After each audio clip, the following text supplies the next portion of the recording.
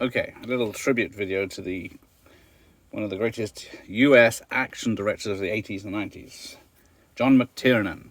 So he started off with his first film, which he wrote, Nomads, in 1986 with Pierce Brosnan. It's a sort of horror thriller, but that's not what we want here. This is what we came for. His second film, The Awesome Predator. Very simple premise, made into an awesome action film. Or is it sci-fi? Is it sci-fi horror? Is it sci-fi action? Is it horror action? You tell me. But then he went on to do Die Hard, which is called by a lot of people the greatest action film ever made. So we've got two copies of this, slightly different on the spines, but the Express and the Mail and the Mirror and the Star all agreed it's one hell of a film. And who's to disagree? It's also a Christmas film before anyone asks. So then he works with the great Sean Connery and Alec Baldwin on The Hunt for Red October, which is a great political thriller. I think it would probably go under. There's not much action in it, but when there is, it's pretty good. And then we get to Medicine Man. An unlikely film, but not much action, despite the explosion on the back. It's more about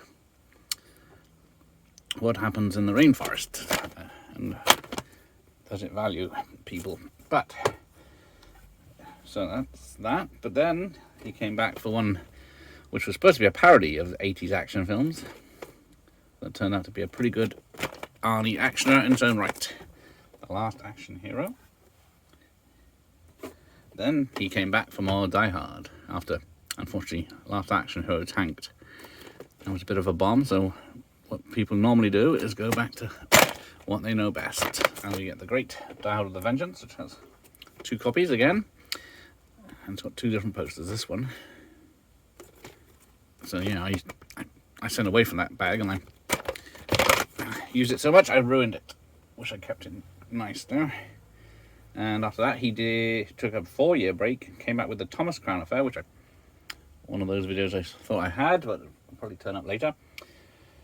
So that's a remake of the Steve McQueen 60s film, and the Thomas Crown Affair with Pierce Brosnan and Rene Russo, and it's a pretty good thriller, I think you call it, but yeah.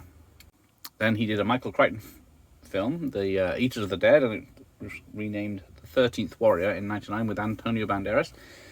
And it was plagued by production troubles, and a lot of it was reshot, but what they were left with is still a bloody good film. And then he did another remake, Rollerball, in 2002, but instead of an 18 certificate thriller, it was more of a PG-friendly film, which unfortunately it bombed hard. And that was when he was eavesdropping on the producers of the film, and he got caught. And then he went to jail. But just before all that kicked off, he made a film with John Travolta and Samuel L. Jackson called Basic, which is a military thriller about John Travolta investigating who killed Samuel L. Jackson's character out in the bush. But it's still a good thriller. Unfortunately, that is all he made. So, there we go. Thank you for watching. Here endeth the lesson.